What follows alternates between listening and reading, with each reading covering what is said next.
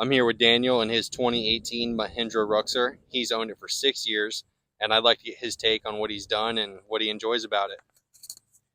Good afternoon. My name's Daniel. I have owned this Mahindra Roxor for about 6 years, since 2018. I've done quite a bit of different modifications, including performance and aesthetics. When it came to performance, I got the upgraded turbo, the upgraded intercooler, and the Stage 2 tune from Wade. And when it came for aesthetics, I actually had the windshield, the door, and the B-pillars imported from India.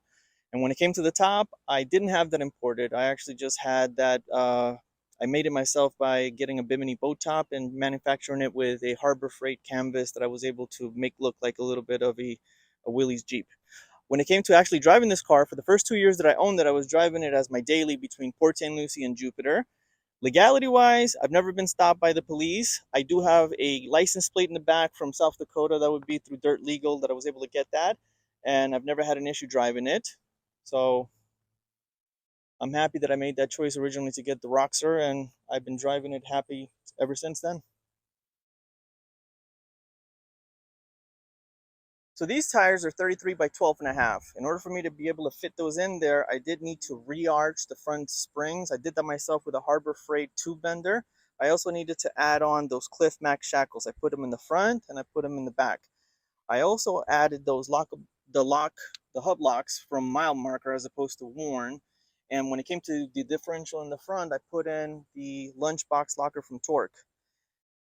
So when it comes to performance modifications, I got quite a few things from Wade at Diesel Freaks, which includes the upgraded electrical fan, the Stage 2 tune, the larger turbo, the stealth turbo that would be, also the intercooler that came along with it, and I was leaking a little bit of boost, so I did get the larger, beefier intake clamp.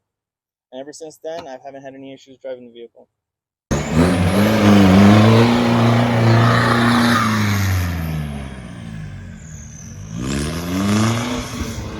It's still a work in progress, but I have done a few things. For example, I replaced the entire dash and I replaced it with this diamond plated where I cut out only the holes that I wanted, which were these marine speakers, so I can upgrade the sound system and not have to use the holes that originally came with the original dash.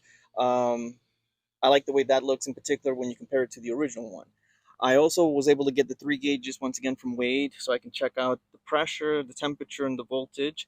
Um, the other thing that I did when it came to the interior was part of the external components of the car were the turn signal, and I was able to actually wire the windshield wipers as well. And I can once the car is on, I can show you how that works. So to reiterate what's on the left side, I got the turn signals, which is this particular handle from that company Grout. But when it comes to the windshield wipers, intermittent, low, and high speed, and even the windshield wiper, I got that all wired. We can see some of that stuff working once I turn the car on. I got the actual turn signal from the Thar, along with the equipment that I got for the big pillar, the windshield, and the doors.